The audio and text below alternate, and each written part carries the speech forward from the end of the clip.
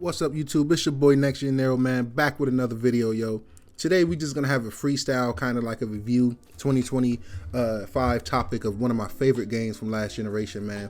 And it's Ghost of Tsushima. So as you guys know, I was blessed enough, first of all, let me start it like that. I was blessed enough to be able to pick up a PS5 Pro at the end of last year, around October when it launched. So lately I've been playing a mix of new games and a bunch of my favorite games from last generation. Last of Us Part 2, Part 1, stuff like that. Recently beat Days Gone. I got a review on my channel. Please check that out, guys. And it dawned on me that I never reviewed this game back in the day, and it's crazy because this is by far one of, if not my favorite games of all time, man.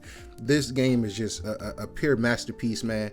It reminds me of everything I love about Assassin's Creed, but in the good ways, you know what I'm saying, before Assassin's Creed start to fall off. And this is not a video to dump on Assassin's Creed or nothing like that, but the only reason I brought that up is because one thing I wish Assassin's Creed, especially with Assassin's Creed Shadows launching in the coming months, would do is give meaningful side quests. I know a lot of people probably got annoyed with chasing foxes 50 plus times and doing high Qs and stuff like that. Shout out to my homie Gritty. I know he's not really a fan of that, but I will say it still has meaning in the Japan culture, so it makes sense for it to be there. I think it's all the side content just felt like it belonged, even with the high Qs, the slicing the bamboos, just the side miscellaneous activities. And the reason I'm bringing this up to start the video is because honestly I've been working on the platinum for this game, so I've been going through the main story again and doing a lot of side content as I truck along, right, as I move forward and try to get this platinum done. And I thought to myself, like, I'm not getting bored, running around doing all the question marks on the map, doing everything it is to do in this world. I have not been bored. So I just want to give a few reasons why I think this is a timeless masterpiece, and it's no better way than to start with this art style. First of all, this art style is, to this day, I think not too many games have surpassed the way this game look. I got a few texts with my homie Gritty. That's my bro. We talk all the time, and it's like, I told him, like, every scene in this game, no matter where you at in Ghost of Tsushima, if you put your controller down, you'll be hard pressed to think that you're not staring at a painting, right? A really high quality detailed painting on the wall when you look at it. And it don't matter where you're at, if you're on the coastline, if you're in the forest, if you're in the wood, it just does not matter, right? If you're on the beach, looking at the water, looking at ships, if you're on top of a snowy mountain in a field with a bunch of lush flowers, it's just like the game is always just jaw dropping, man. And to this day, it has aged so well, and it has me so hyped for Ghost of Yotai as I continue to replay and try to get this platinum for this game, man. And I absolutely loved it. And I loved this game back in the day. On the PS4, I had no problems. I had no complaints. This was actually one of the last few games I pre-ordered that absolutely did not burn me. I stopped pre-ordering games after Cyberpunk 2077, but I did pre-order a lot of the PlayStation quote-unquote bangers towards the end of last generation. Games like Days Gone, I was not disappointed with that, even though it was buggy, I'll admit. Games like Last of Us Part 2. But Ghost of Tsushima is one of my most proud pre-orders to this day. And once I finish this platinum, which isn't too hard, I wasn't going to record this review until after the platinum, guys. But as I play this game more and more, and it just continues to refresh my memories, certain storylines and certain side quests and certain tales and mythic tales that you have to do throughout the game.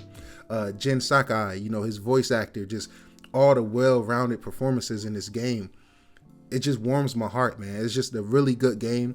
I absolutely love it, guys. I'm really hyped for Ghost of Yotai, and it also has just some of the best swordplay in the game, and it's very immersive. For it to be a third person, when I think about immersion, right, most of the time the most immersive games I played is something like Skyrim, right, something like let me see, I'm trying to think, guys. You got to forgive me because I'm going off the dome. But when I think of immersive games, Skyrim is one of them, and it's another game that's really immersive as hell, that's near and dear to my heart, but for some reason it slipped my mind. But anyway, Skyrim is just a good example. But when I think of like super immersive games, I usually tend to think about like first person games, right? Now, I know third-person games can be immersive, definitely. I'm not saying that they can't, but most of the most immersive games in the world is usually first-person, or at least have an option for first-person. So for this game to be third-person, and I really feel like I'm in the boots and the shoes of Jen, that's just a amazing feat that Sucker Punch was able to pull off, man. And I know I'm 4 years late on the review, but hey, I don't give a damn. This game deserves to have its flowers, its praise. I think it's a timeless masterpiece. The mechanics in this game is awesome, like I was mentioning. You know, the being able to clean your blade after a fight, top tier, amazing. You know, being able to play your flute to change the weather, or go to a friend's grave and play the flute. To me, that is just really dope. You know, one of my favorite mechanics in this game that I wish more games would do is the fact that it's usually no HUD on the screen 90% of the time when you're exploring. That wind aspect, where the wind guides you, to me was at the time one of the best mechanics I've ever experienced in the game. I just thought it was really immersive. I thought it was really dope. It's a good way to, you know, make you not bring up the map or look down at a mini map for 80% of the game. And I do wish more games kind of would take and still that implement that one feature. I think they should still implement it to their games and stuff like that. But the sword play, the bow and arrow, the tools that's at your arsenal is just all amazing, yo. It's just all really, really good stuff, man. And I can just sit here and praise this game forever. You know, the performances, like I said earlier, is just top tier. Just the overall aspect of the story, in my opinion, is just God tier. You know, having to be a samurai who stand on all these morals and beliefs, you know, to have to go against everything you was taught and raised to not do, you know, sneaking around, not fighting your opponent's head up. The fact that you're, you know, having that internal conflict with having to embrace that and grow past, you know, resentment from, you know, family members and uncles and stuff like that in the game. To me, I feel like that's just an amazing thing to do. You know, we have a lot of samurai games. You know, we have a lot of, you know, games set in, you know, old Japan times and stuff like that. But I feel like no games, I'm not gonna say no because that's not fair. I'm pretty sure there's games out there, but I just love how this game respects the Japanese culture, you know, the history, you know, because even back then when I was doing the foxes and stuff, it came across for me to, you know, look up, and that is actually important in that culture over there. You know, even the bamboo slices, that teaches patience, that teaches the angle of which you should slice the sword, you know, the haikus, the way you're reflecting on life, even when you go to the hot tub, you know, reflecting on stories that, and I mean, events that has taken place in the story. To me, that is just very immersive. That is top tier. That is God tier. Ghost of Yotai is officially one of my most anticipated games, and it was from the moment that Sony announced it, right? The thing is, I was hyped, right? But going back and replaying this game and working on the platinum for it, it's just chef's kiss, yo. I can't complain. I'm really excited. I think it low-key might have moved up the list a lot more, especially into my top 3 most anticipated games. And that's definitely, you know, think of stuff like there's so many games coming out this year, guys. It's really hard to think off the top. But, you know, GTA 6 immediately, you know, that's one of my most anticipated games. Xbox got a lot of bangers coming out. Outer Worlds 2, I'm super hyped for that. Avowed in the coming weeks, so make sure you subscribe to the channel and get ready to check that out. But man, it's just an amazing game, man. It's really God tier, and I thought this would be the perfect time to, you know, bring a modernized, you know, my thoughts, you know, to you guys. I got a growing fan base here, a growing audience. I wouldn't even say fans. I say a family. You know, I look at you guys like family, whether it's my personal channel here, surpassing 1,100 subscribers recently, or even on my Game Pass Daily channel. If you're watching this here, we really appreciate you. You know, make sure you subscribe, hit that notification bell to tune into our podcast every Saturday at 7 p.m. Eastern. If you just want to catch up on the latest news around gaming, around anything Xbox, anything PlayStation, Nintendo, or PC, we talk about all topics. We talk about all games.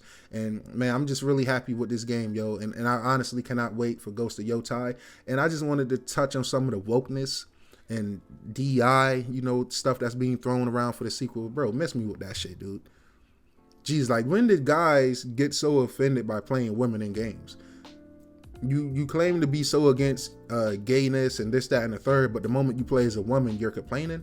So that's why I'm, you know, kind of confused, you know, with a lot of these guys. But, you know, we don't hear the noise over here at NextGenNero. We don't pay that shit no attention. We game to game, man. We don't game for talking points or political point. And I agree, it is annoying when, you know, these developers put real life politics in the gaming, because that's not why we pick up a controller, right? And I seen some of the tweets people was bringing up about the Ghost of Yotai, the voice actor for the main protagonist. And it's like, okay, that's her personal life. Whatever she choose for her real life politics has nothing to do with the performance and delivery that she's gonna give me in a video game. We have to start separating that. You know, you go to a barbershop, I'm pretty sure your barber might have different political opinions than you. You know, you go to a store clerk and you're checking out, I'm pretty sure Becky might have different opinions than Bobby who's checking you out. So it's just like, let people choose their own path, let people choose their own life, but let's not write off a great game and a future great game. I'm assuming, I have no reason to think Sucker Punch will not double down and at least be as good as Ghost of Tsushima. As I play Ghost of Tsushima, I think to myself, like, what are some things that they could improve in a sequel?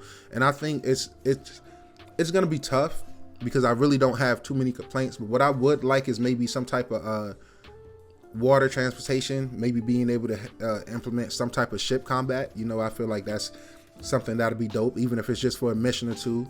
You know, if you got to man a boat or if you got to man a crew, I think that'll be dope. I also think of, you know, other ways to get around.